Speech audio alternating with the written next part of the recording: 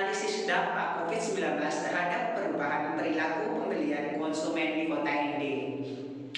Sebelumnya saya akan memperkenalkan nama saya terlebih dahulu. Saya Abla Yamin, adapun teman saya Sisilia Ona, Denzi Andapura, Victorius Benjamin Bage, dan Ferdinandus Guru.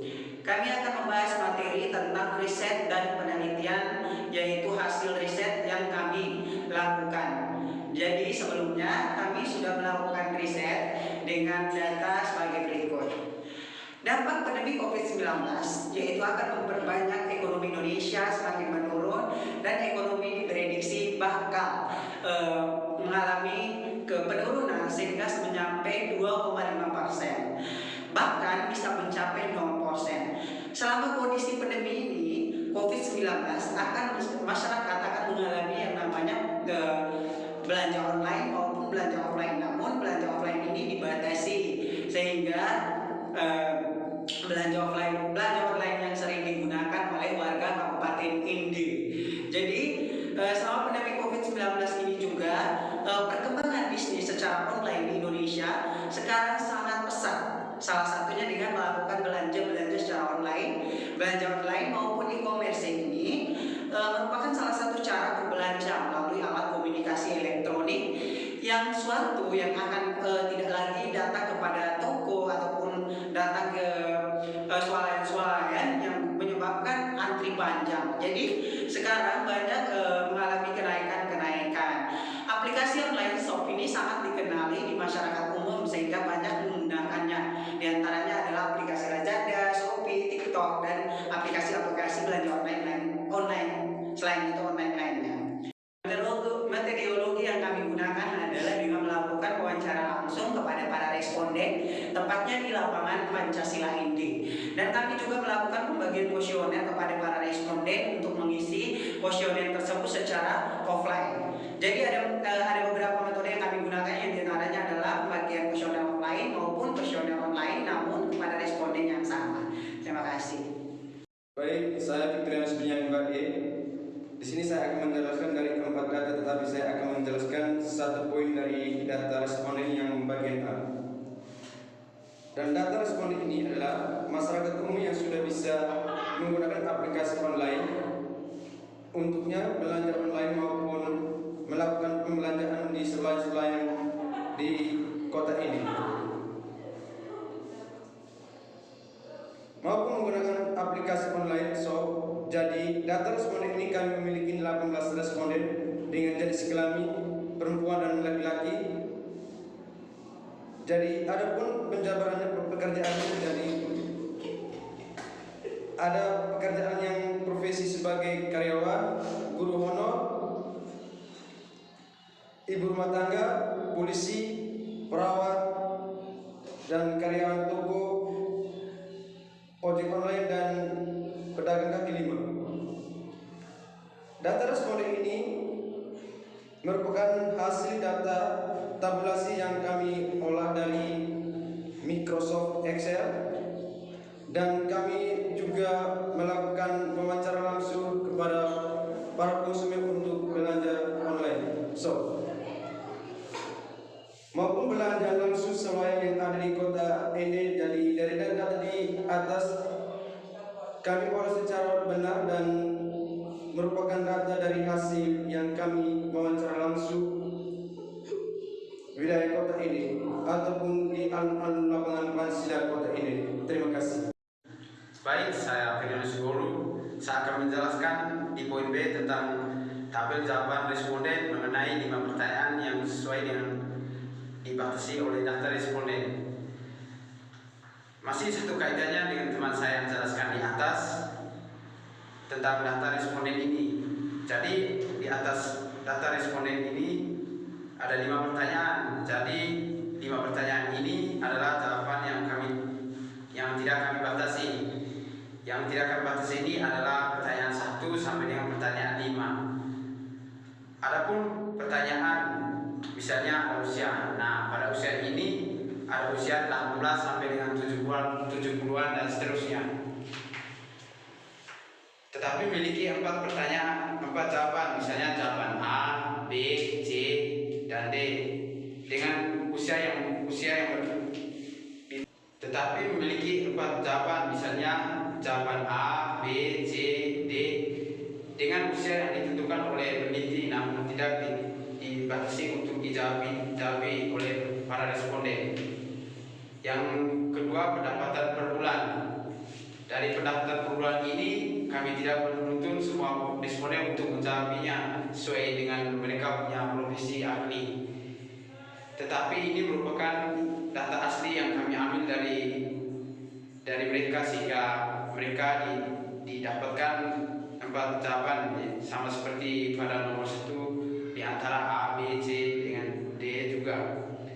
3, pembelian per bulan. Nah, pada pembelian per bulan ini kami memberikan data dengan jawaban 4 jawaban, yaitu misalnya kurang dari 500 sampai dengan 2 juta. Jadi ini merupakan pembelian dilakukan oleh mereka, di mana dalam suatu bulan membeli produk. Pada saat kami melakukan wawancara dan riset di alun-alun Kota Ede, tepatnya di lapangan Pancasila, ada banyak responden yang mengatakan akan membelikan atau melakukan pembelian di online di swalayan, tetapi mereka mengatakan bahwa online shop lebih mudah dan bisa dilakukan dengan cara COD. Terakhir, selama masa pandemi, beberapa melakukan pembelian barang. Di sini juga ada 5 pertanyaan yang beberapa kali mereka melakukan pembelian produk-produk ini.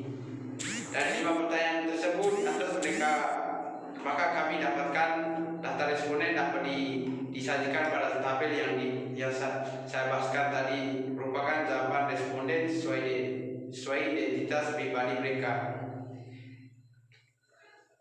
Pada jawaban responden ini di atas kami sudah melakukan wawancara langsung, sehingga mendapatkan identitas responden yang baik dan tidak dapat kami batasi. Terima kasih. Terima kasih, saya Densiana Pura akan menjelaskan di bagian C, yaitu tabel yang dibatasi oleh peneliti. Jadi pada bagian ini masih melanjut dari teman saya yang menjelaskan pertanyaan 1 sampai 5 itu merupakan pertanyaan yang diberikan kepada responden, tetapi kami tidak membatasinya. Namun pada pertanyaan 6 sampai 14 itu yang disebut dengan 9 pertanyaan, kami batasi dengan jawaban 1 setuju, 2 tidak setuju, 3 sangat setuju, 4 sangat tidak setuju. Adapun pertanyaan yang peneliti siapkan, misalnya online shop banyak ditemui di media sosial ketika masa pandemi COVID. Jadi banyak responden yang menjawabnya setuju dan juga tidak setuju. Kalau yang menjawab setuju itu mereka benar-benar melakukan belanja online. Produk yang sering dijual di online shop lebih murah dibandingkan dengan belanja offline ketika masa pandemi. Pastinya lebih murah karena banyak yang menjawabnya dengan setuju. Adapun produk yang sering dipesan sesuai dengan yang diinginkan oleh diri sendiri.